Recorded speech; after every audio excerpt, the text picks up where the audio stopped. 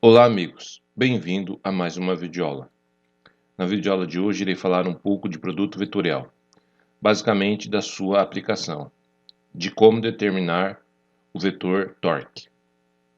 Mas antes gostaria de pedir que, se você ainda não é inscrito no meu canal, que se inscreva, ative o sininho de notificação, dê um like, que tudo isso ajuda a fortalecer o canal. Então aqui a gente tem uma chave tentando apertar uma porca. Então foi aplicada uma força, na extremidade dessa chave, e à medida que eu aplico uma força na extremidade dessa chave, a chave inteira ela se transforma em um vetor de posição. Então daí nós temos isso aqui, ó. Tenho uma força F aqui, e aqui está a minha chave. Aqui eu tenho então um vetor de posição. Então, como eu tenho duas forças, isso daqui basicamente vai produzir o que? Um novo vetor, que é o que a gente chama de vetor torque. E qual é a intensidade, ou seja, qual é a magnitude desse novo vetor, que é o vetor torque? A magnitude desse novo vetor é calculada calculando a norma desse novo vetor. E como que eu determino esse novo vetor? Calculando o produto vetorial de F com R. Tá? Então aqui eu tenho, que nem nós tá vendo aqui a chave. R aqui significa um vetor, que a gente chama vetor de posição. Estou aplicando uma força F. Aí, então, essas duas forças agindo aqui na extremidade da chave, vai fazer com que aperte a porca. A velocidade com que vai apertar a porca, ou a força com que vai apertar a porca, vai ser dada pela norma, vou escrever aqui embaixo, a norma do torque. Aí se a gente for analisar aqui, esse vetor F, ele está apontado para cima. Então quais são as coordenadas desse vetor F? 0 no eixo X, 0 no eixo Y e um certo comprimento na vertical. Por quê? O vetor F é uma força. E uma das formas da gente representar a força, a gente pode fazer uma equivalência, ou seja, representar a força usando esse conceito de vetor. E aí, se a gente, obviamente, está no R3, então as coordenadas de uma força, as coordenadas de um vetor que representa uma força, se esse vetor está apontado para cima, são essas daqui. Aí o vetor de posição R, ele vai ter quais coordenadas?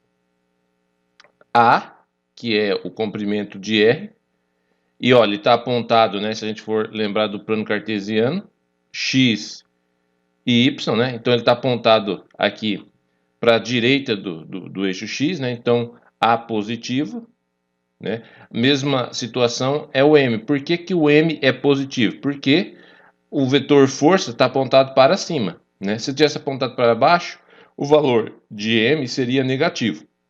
O vetor de posição, se ele tivesse no sentido contrário, o valor de A seria negativo. Aqui 0 e 0. Aí a hora que eu faço o produto vetorial de F com R, eu vou ganhar o quê? Eu vou ganhar o vetor torque. Importante, aqui é interessante a gente analisar o seguinte. Observe que primeiro eu coloquei o vetor F e depois eu coloquei o vetor R. Por quê? Porque a força, vamos dizer assim, está para dentro. Então está no sentido anti-horário, se a gente for lembrar lá quando eu falo de produto vetorial. Ou seja, a regra da mão direita está ao contrário, Porque a gente está indo de F para R. Quando a gente vai aplicar a força na chave, qual é a primeira força que vai agir? A primeira força que vai agir é a força F e depois então a força R, porque primeiro eu vou aplicar a força F para apertar ou soltar a porca. E aí o interessante aqui é que quando eu faço produto vetorial de F com R, eu estou apertando a porca, ou seja, o vetor torque está nesse sentido que a gente está vendo aqui. Se eu inverter a força, colocar a força F para baixo, aí o vetor torque vai estar, vou fazer aqui, vai estar saindo. Vai estar no sentido contrário, ou seja, a gente vai estar afrouxando a porca. Então, do jeito que eu fiz aqui, produto vetorial de F com R, o vetor proveniente, o vetor torque, está apertando a porca porque o sentido do vetor torque é esse de vermelho que a gente está vendo aqui. Então, a gente está no sentido anti-horário, a regra da mão direita está ao contrário. Se a força F, se eu colocar a força F para baixo, aí eu estou soltando o vetor, estou soltando a porca, e aí então, novamente sendo repetitivo, o vetor torque está apontado para fora e não para dentro, que a gente está vendo aqui. Aí quando eu faço produto vetorial de F com R, eu ganho o vetor torque. Então, se eu for aqui, eu vou reescrever aqui embaixo, ó, torque é igual ao produto vetorial de F com R. Né? Isso aqui é igual, então, se a gente for lá, IJK, aí que vai ficar 0, 0, M, A, 0 e 0. Então, o vetor torque vai ter coordenadas o quê? 0 vezes I, mais 0 vezes J, menos M vezes K. Isso aqui é para indicar, então, que o vetor torque está entrando, que nem a gente está vendo aqui, ou seja, que nem a gente está vendo no desenho aqui, ele está indo em direção, entrando na folha entrando aqui, ó, que nem a gente está vendo aqui, nesse sentido. Por isso que tem o vetor M. E isso é importante porque isso vai determinar se a hora que eu estou fazendo a força, se eu estou apertando ou se eu estou soltando a porca. Então, observe que essa questão do sentido do produto vetorial é importante na hora que a gente está aplicando essa teoria. O que a gente quer na maioria das vezes? A gente quer saber a intensidade do vetor torque, ou seja, a magnitude do vetor torque para saber se ele está, por exemplo, apertando ou soltando uma porca. Tá? Então, por isso que o produto vetorial é interessante. Porque com o produto vetorial eu consigo saber qual é a força com que eu estou apertando ou soltando uma porca. E aí, se eu calcular agora aqui o módulo do vetor torque, que vai ser igual a menos... aqui faltou um A, né? Porque a hora que eu faço o produto aqui, deixa eu só corrigir aqui. Aqui tem que ser M vezes A. Menos A vezes M, ou M vezes A aqui, né? Então, a hora que eu for calcular a norma desse torque, ou seja, a intensidade dessa força, ela vai ser o módulo de menos A vezes M. Tá? Então, eu tenho, quando eu faço produto vetorial de F com R, eu tenho um novo vetor, que é o vetor que a gente chama de vetor torque, e eu consigo calcular, digamos, a magnitude, ou seja, a força com que essa porca está sendo fechada, calculando a norma do vetor torque.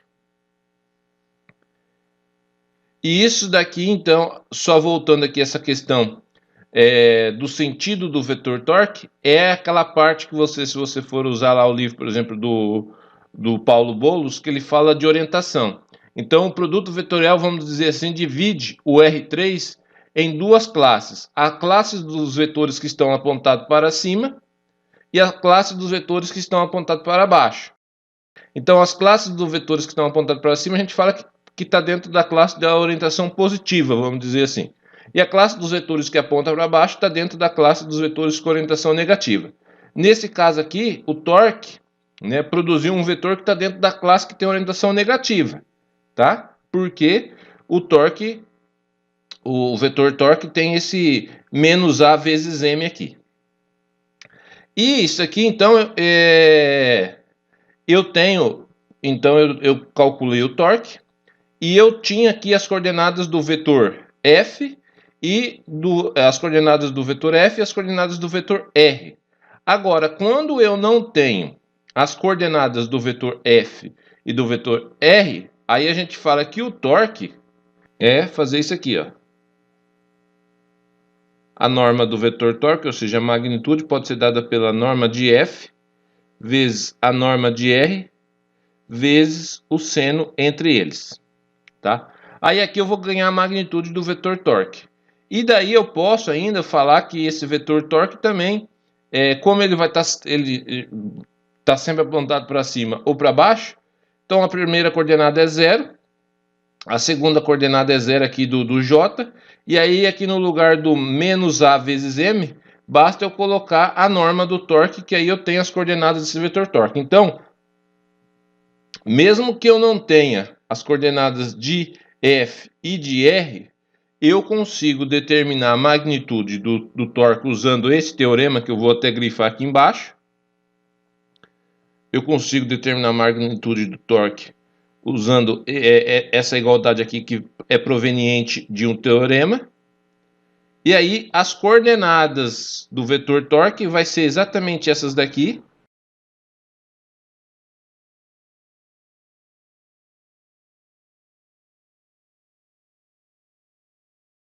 Só que aí aqui no lugar de menos A vezes M, eu coloco exatamente a norma do vetor torque. Vamos aqui uma aplicação. Ó. Um parafuso é apertado por uma chave de boca que aplica uma força de 40 newtons em uma chave de 0,25 metros, como mostrado na figura.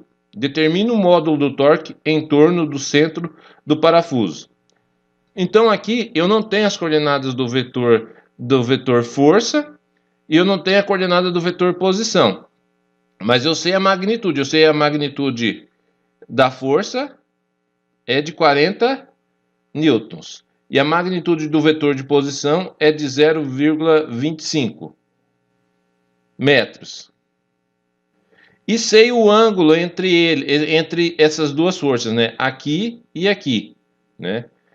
Esse vetor de posição aqui, ó, eu posso pensar nele estando aqui, ó, tá? Então eu sei o ângulo aqui, ó, vetor de posição pode estar aqui. Então eu sei o ângulo entre esses dois vetores. Qual é o ângulo entre esses dois vetores? Então eu tenho que calcular o seno de 75. O seno de 75 vale 0,96. Então a norma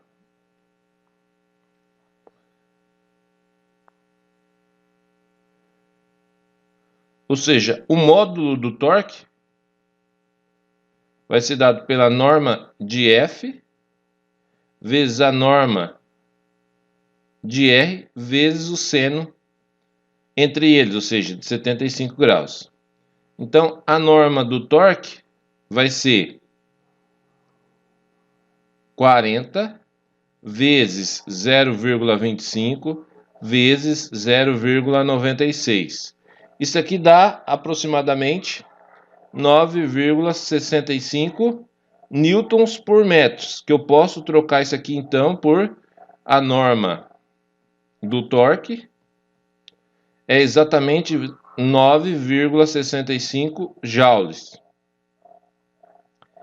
Se eu quiser escrever as coordenadas do vetor torque, eu posso escrever ela assim, ó, 0 vezes I mais 0 vezes J mais 96,5